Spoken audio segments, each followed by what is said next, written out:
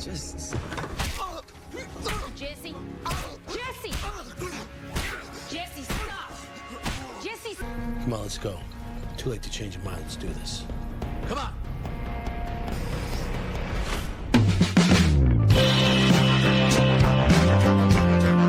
Yuhu everybody, welcome back again with me Chanku yang akan menemani legendary kalian dalam rangkuman film kali ini. Melanjutkan serial film Preacher Season 2 episode 5. Kali ini kita akan difokuskan dengan cerita Tulip yang ketahuan telah menikah dengan Victor, pria mafia di New Orleans. Serta Jesse pun emosi dengan tingkah laku si Tulip setelah ia mengetahui bahwa Tulip dan Victor telah menikah.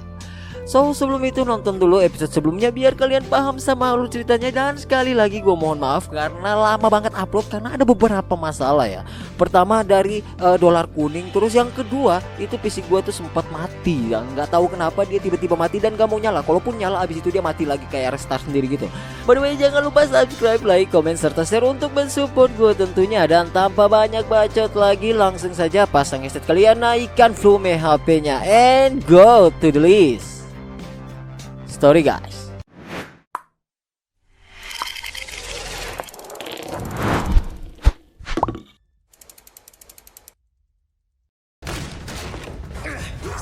You can't kill him! He's my husband! Setelah mengetahui bahwa Tulip telah menikah, Jesse pun sontak membara emosinya dan juga ia melihat foto nikahan si Tulip dan Victor yang berada di atas meja kamar si Victor. Namun, Tulip berkata bahwa ia tak pernah mencintai Victor, di mana ia datang ke si Victor hanya untuk meminta cerai kepada Victor, untuk kemudian karena sudah emosi dan sakit hati Jesse lantas memukul si Victor dan menyeret si Victor keluar dari kamar si Victor. Lalu ia membawa si Victor ke dalam sebuah ruangan penyembelih manusia yang ada di samping kantornya si Victor. Fault, okay? You wanna take it out on someone, take it out on me. After Dallas, you left me. Tulip yang melihat tindakan arogan dari Jesse yang sudah dipenuhi amarah serta hasrat membunuh, Tulip pun mencoba menjelaskan tentang semuanya. Namun si Jesse tak mendengar semua ucapan Tulip yang bilang bahwa ini adalah salah si Tulip, bukan si Victor, namun salah si Tulip. Tentu juga ada sebabnya dari tingkah laku Jesse di masa lalu. Get out.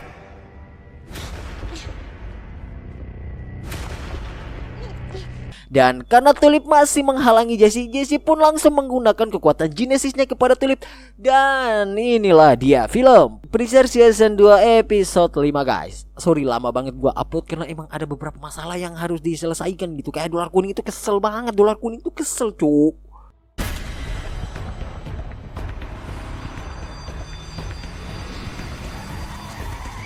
Setelah itu, scene pun flashback di masa lalu Jesse dan Tulip yang mana mereka ditipu oleh rekannya mereka sendiri waktu mereka berhasil mencuri uang di bank di Dallas. Untuk kemudian, karena stres berat, bayi yang ada di dalam perut Tulip pun akhirnya gugur. Untuk kemudian 3 bulan kemudian setelah kejadian itu, kini Jesse nampak berantakan serta hidupnya mendesu sekali.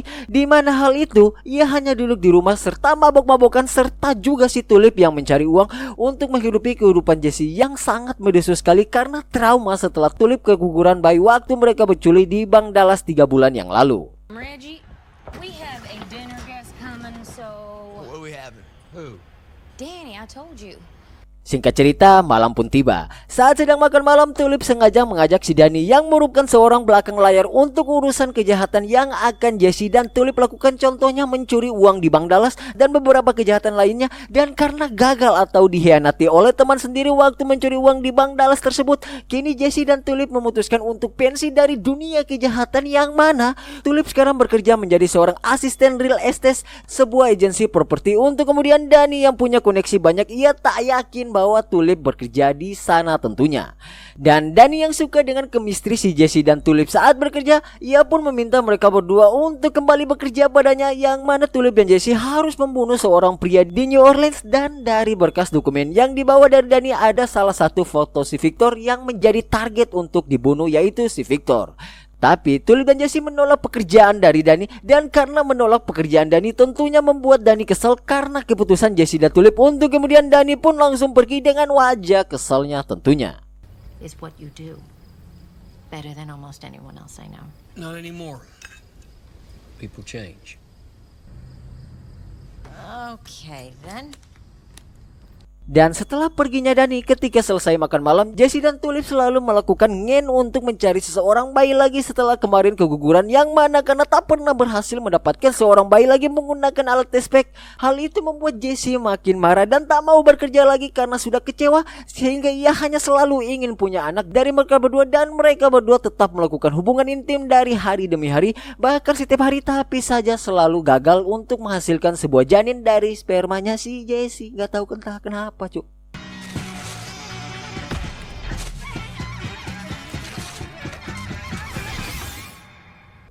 Kemudian, karena selalu gagal untuk menghasilkan sebuah janin, mereka tetap melakukan hubungan intim namun tetap gagal juga, hingga akhirnya Jesse yang merasa bahwa ia dan Tulip pernah melakukan dosa hingga dosa mereka menjadi sebuah hambatan untuk menghasilkan sebuah janin.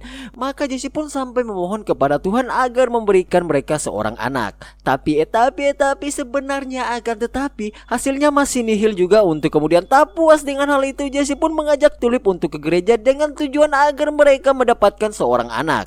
Namun hal itu juga tak membuahkan hasil yang baik, sehingga ketika sedang di rumah dengan temannya, saat teman Jesse sedang ngudut dan tak membuka jendela, membuat alarm berbunyi. Untuk kemudian ketika Jesse mencoba mematikan alarm itu, ia melihat sebuah kantong plastik yang berada di ventilasi udara, yang mana ketika Tulip pulang, Jesse pun menatap Tulip dengan tatapan sinis, serta juga Jesse mulai percakapan yang menyudutkan si Tulip. Lalu ia pun bilang bahwa ia menemukan barang si Tulip di ventilasi udara, yang mana barang itu adalah pil pencegah kandungan serta slip pembayaran punya Tulip yang bekerja untuk si Dani, padahal mereka berdua telah berjanji untuk tak melakukan kejahatan lagi agar mereka bisa mempunyai anak dan mendidik anak mereka sesuai dengan apa yang disepakati oleh mereka berdua. Namun Tulip mengkhianati perjanjian mereka berdua. The only thing we're good at. You know, this feels like one of those boyfriend-girlfriend conversations. Then go, Reggie. Stay. Bro, this is really uncomfortable. It's all right. We're just talking. Nah, teman Jesse yang melihat dan merasa bahwa suasana tak aman lagi jika ia di situ. Ketika ingin pergi, Jesse mencoba menahannya. Untuk kemudian karena Jesse yang merasa jengkel dengan Tulip dan perbuatan Tulip yang sudah di luar batas, Jesse yang emosi, ia tak bisa memukul si Tulip, namun ia melampiaskan emosinya kepada temannya dikarenakan Jesse sangat mencintai si Tulip, sehingga ia tak bisa menyakiti si Tulip. Dan itulah baru yang namanya cowok, guys. Nggak pernah main tangan ke cewek. Jesse.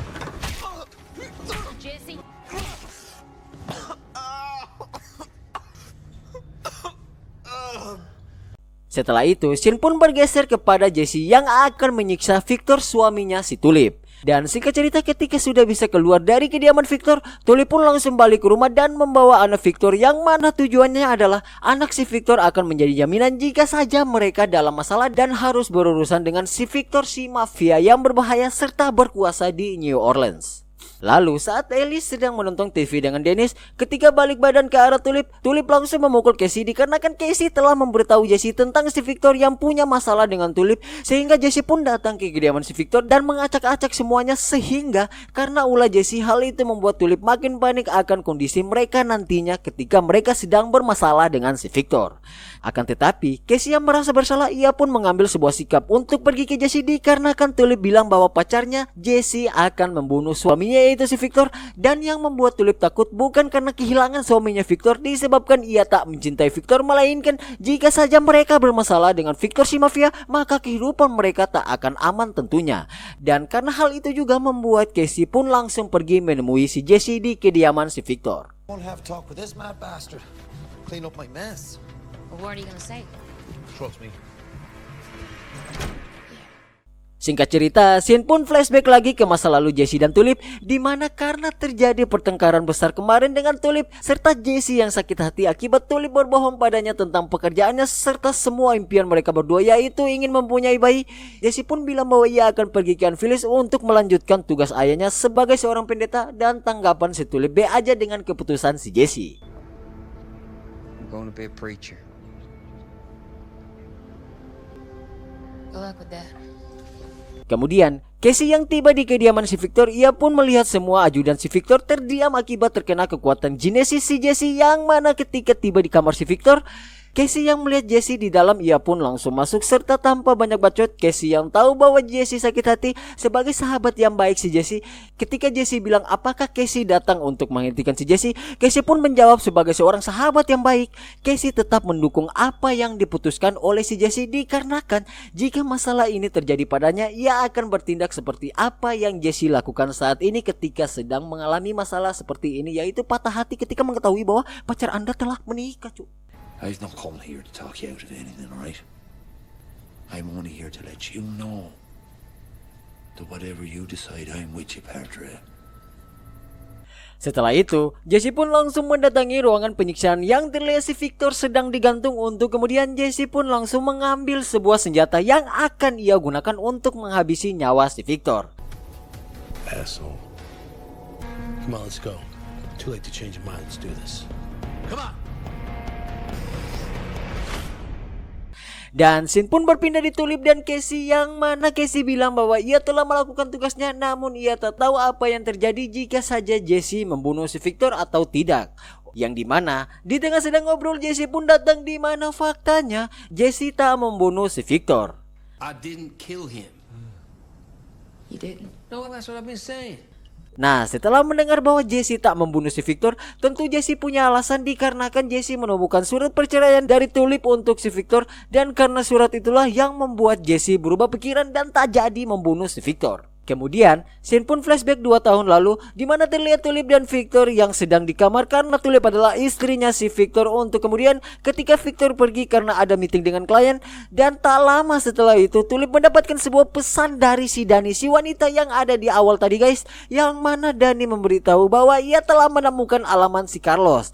Dan karena alasan itulah Tulip pun langsung pergi meninggalkan si Victor dikarenakan ia tak mencintai si Victor dan ia memilih menikah dengan si Victor. Itu juga merupakan pekerjaan yang diberikan oleh Dani. Alright, lady. Let's do this. Tulip? Singkat cerita, saat Victor sudah dilepaskan oleh Jesse, Victor pun menjadi waspada, di mana ia selalu berjaga-jaga dengan senjatanya, untuk kemudian ketika ada yang mengetuk pintunya, ia pun langsung mengarahkan senjata itu ke arah pintu, dan ternyata itu adalah anak Victor yang tak bisa tidur karena ketakutan. Lalu di tengah sedang membaca cerita untuk anaknya, terdengar suara tembakan di ruang tamu Victor yang berada di bawah, untuk kemudian ia menyuruh anaknya agar bersembunyi, dan tiba-tiba